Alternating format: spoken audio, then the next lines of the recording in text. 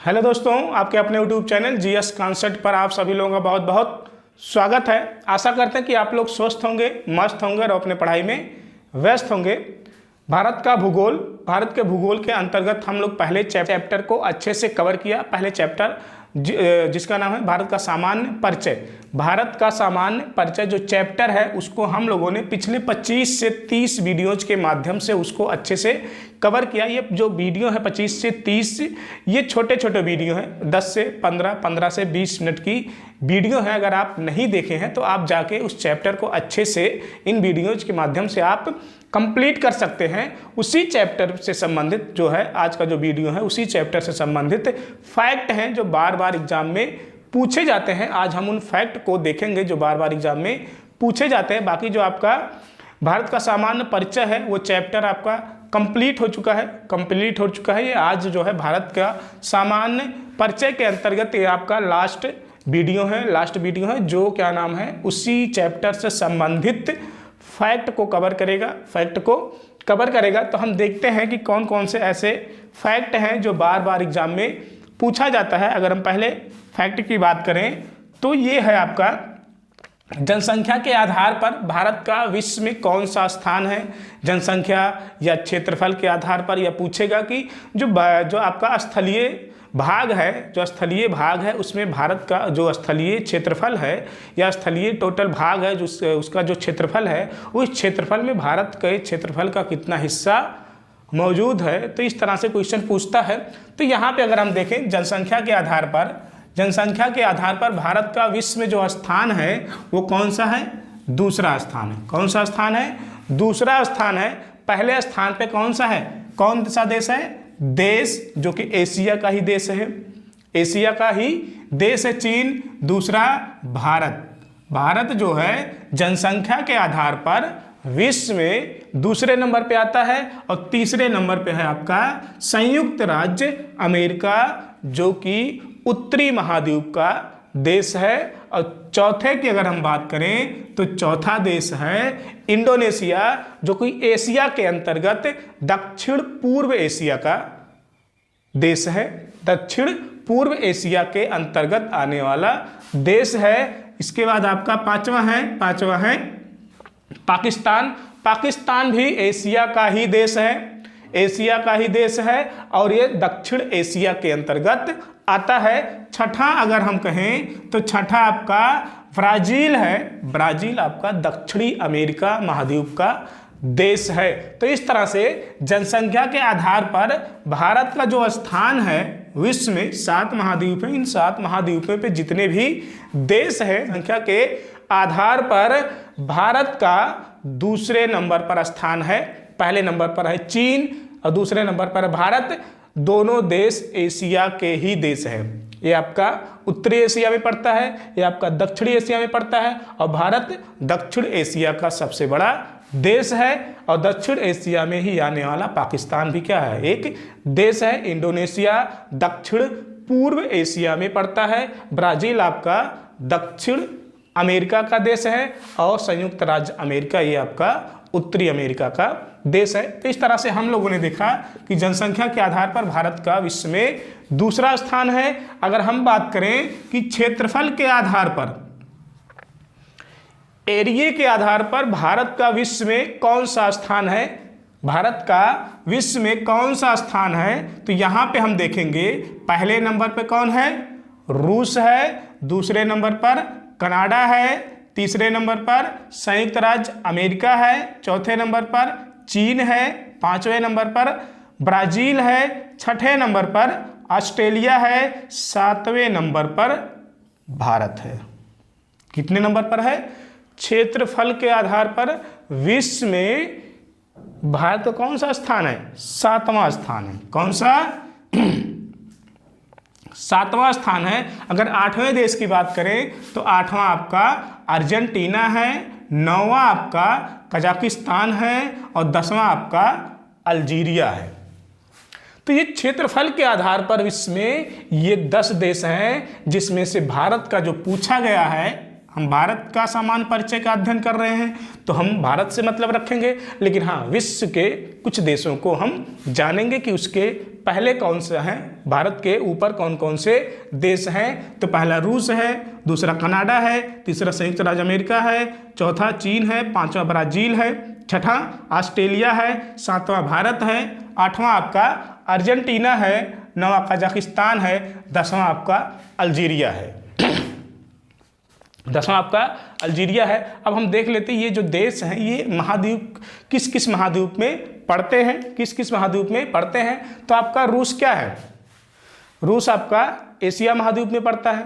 Asia महाद्वीप, हाँ कुछ भाग इसके यूरोप में भी पड़ते हैं, लेकिन मैक्सिमम जो है रूस जो है आपका एशिया के अंतर्गत आने वाला देश है।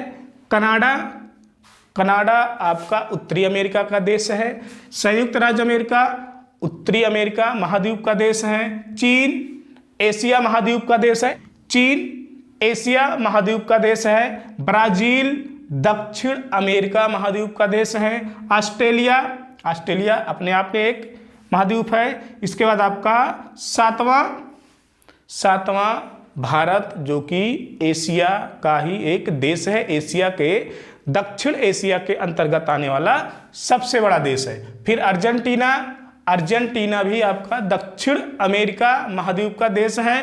कजाकिस्तान मध्य एशिया के अंतर्गत आने वाला देश है। अल्जीरिया आपका अफ्रीकी देश है और उत्तरी अफ्रीका के अंतर्गत आने वाला देश है। तो इस तरह से क्षेत्रफल के आधार पर ये आपके 10 देश हैं। 7वें नंबर पर भारत आता है, पहले पे रूस, दूसरे पे कनाडा, तीसरे संयुक्त राज्य अमेरिका, चौथे पे चीन, 5वें पे ब्राजील, 6ठे पे ऑस्ट्रेलिया, 7वें पे भारत, 8वें पे अर्जेंटीना, 9वें पे कजाकिस्तान, 10वें पे आपका अल्जीरिया। अगर हम बात करें जो विश्व का जो क्षेत्रफल है जो इस 7वें नंबर पर आ रहा है, 7वें नंबर पे आ रहा है, अगर हम उसके परसेंटेज की बात करें कि भारत का जो क्षेत्रफल है ये क्षेत्रफल विश्व के क्षेत्रफल में, विश्व के जितना भी क्षेत्रफल है उस क्षेत्रफल में भारत के क्षेत्रफल का कितना हिस्सा आता है, कितना हिस्सा आता है, तो ये आपका है 2.4%। 2.4% भारत का जितना भी क्षेत्रफल है वो संपूर्ण विश्व के क्षेत्रफल का 2.4% है। कितना? 2.4%। तो इस तरह से हमने देखा कि जनसंख्या के आधार पर भारत का विश्व में स्थान दूसरे नंबर पर है, जबकि पहले नंबर पर चीन है, और क्षेत्रफल के आधार पर भारत का विश्व में स्थान जो है वो 7वें नंबर पर है, जबकि पहले नंबर पर रूस है और 10वें नंबर पर अल्जीरिया है जो कि एक अफ्रीकी देश है। इसके बाद विश्व में भारत का जो क्षेत्रफल है वो विश्व के क्षेत्रफल का लगभग 2.4% है।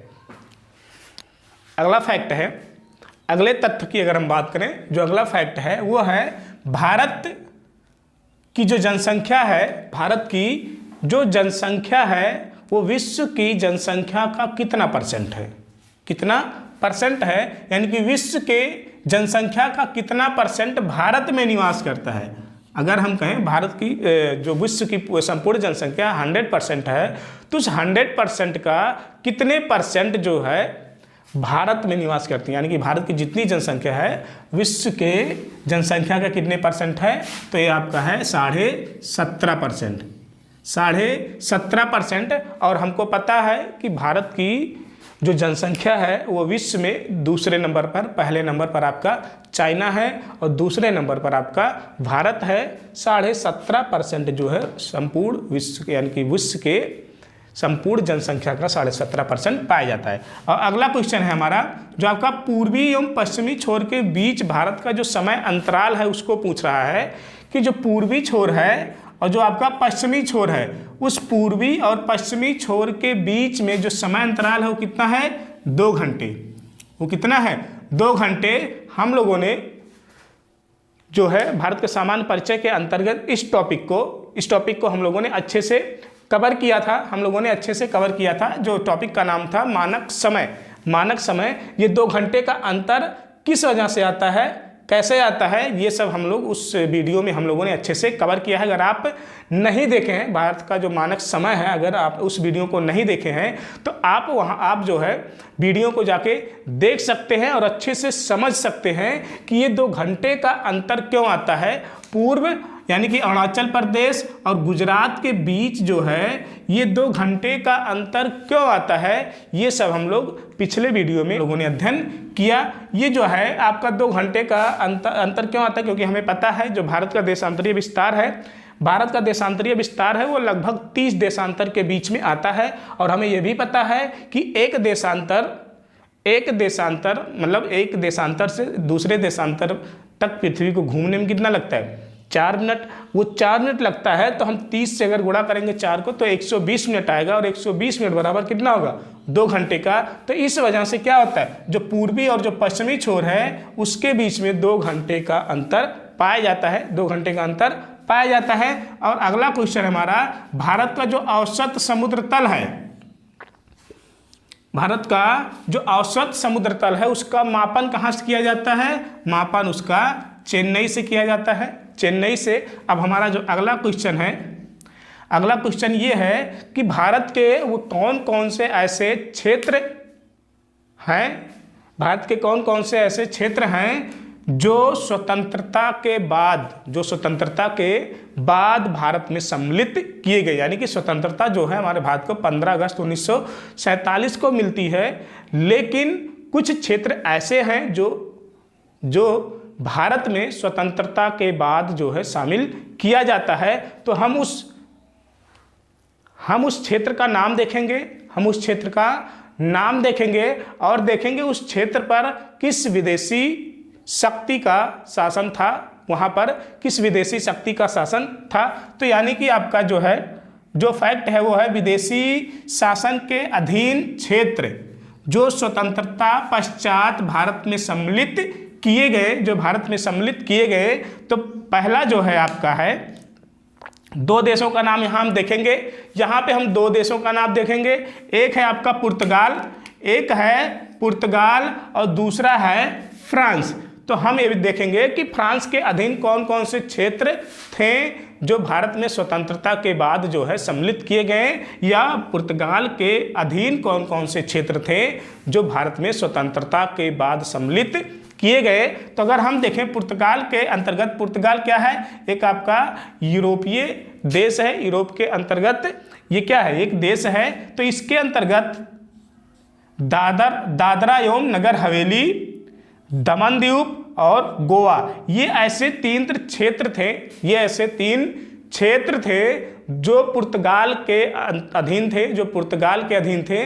लेकिन इन्हें भारत में जो है स्वतंत्रता के बाद सम्मिलित किया गया। और कब सम्मिलित किया गया, दादरा एवं नगर हवेली को 1954 में भारत में सम्मिलित किया गया। अगर हम दमन एवं द्वीप की बात करें तो ये 1961 में सम्मिलित किया गया, 1961 में सम्मिलित किया गया। और जो आपका गोवा है, गोवा भी 1961 में भारत में सम्मिलित किया गया। इसके पहले ये किसके अधीन था, ये पुर्तगाल के अधीन था, ये पुर्तगाल के अधीन था। अगर हम फ्रांस की बात करें, फ्रांस भी क्या है, एक यूरोपीय महाद्वीप के अंतर्गत आने वाला देश है। अगर हम फ्रांस के अधीन कौन कौन से भारतीय क्षेत्र थे जो भारत में स्वतंत्रता के बाद सम्मिलित किए गए, स्वतंत्रता के बाद, तो उनमें से आपका एक है पौंडीचेरी, एक है पौंडीचेरी जिसे वर्तमान में हम क्या कहते हैं, पुदुचेरी कहते हैं। इसे भारत में 1954 में सम्मिलित किया गया, 1954 में सम्मिलित किया गया। और पौंडीचेरी क्या है, ये 4 जिलों का क्या है, समूह है, 4 जिलों का क्या है, समूह है, जो 3 राज्यों में फैले हुए हैं, 3 राज्यों में फैले हुए हैं। एक आपका केरल है, दूसरा तमिलनाडु है, तीसरा आंध्र प्रदेश है। केरल के अंतर्गत एक जिला है जिसका नाम है माहे, जो कब सम्मिलित किया गया, 1954 में, 1954 में सम्मिलित किया गया, जो फ्रांस के ही अधीन था, फ्रांस के अधीन था, लेकिन इसे स्वतंत्रता के बाद भारत देश के अंतर्गत सम्मिलित किया गया।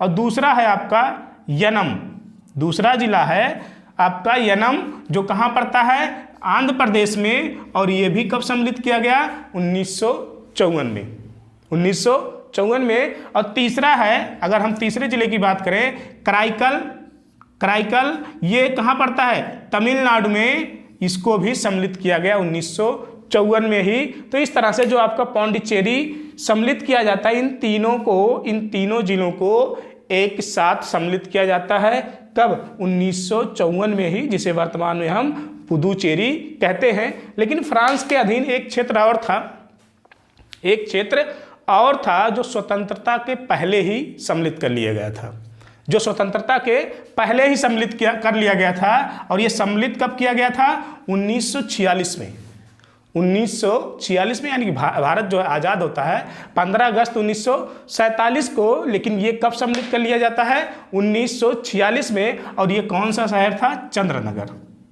ये चंद्रनगर आपका पश्चिम बंगाल राज्य के अंतर्गत एक जिला है, हुगली, ये जिला है हुगली, उस जिले के अंतर्गत ये आता है। और लगभग ये जो है कलकत्ता से 30 से 40 किलोमीटर के दूरी के अंतर्गत है, 30 से 40 किलोमीटर के दूरी के अंतर्गत है।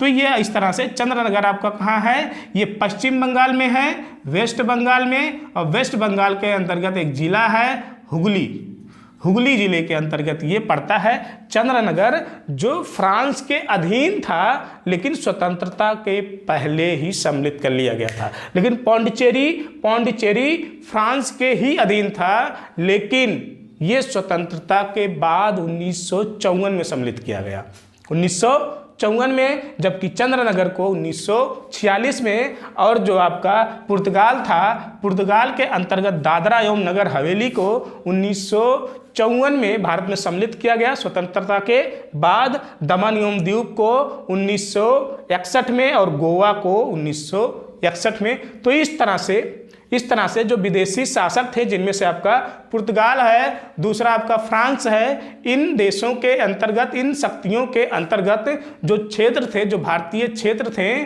जो स्वतंत्रता के बाद जो है भारत में सम्मिलित किए जाते हैं, भारत में सम्मिलित किए जाते हैं, उनके नाम है और वो सन है कि कब वो सम्मिलित किए जाते हैं। तो इस तरह से फैक्ट जो है एग्जाम में पूछता है कि पौंडीचेरी किस शासन, किस विदेशी शक्ति के अधीन था और इसे भारत में कब सम्मिलित किया गया, इस तरह से ये क्वेश्चन पूछता है। तो ये हमारा जो है भारत का सामान्य परिचय के अंतर्गत ये फैक्ट थे, कुछ तथ्य थे जो बार बार एग्जाम में पूछा जाता है। ये अब जो है हमारा दूसरा चैप्टर जो शुरू होगा, जो दूसरा चैप्टर है जिसके बारे में हम लोग अध्ययन करेंगे, दूसरे चैप्टर का नाम है भारत का भूगर्भिक संरचना।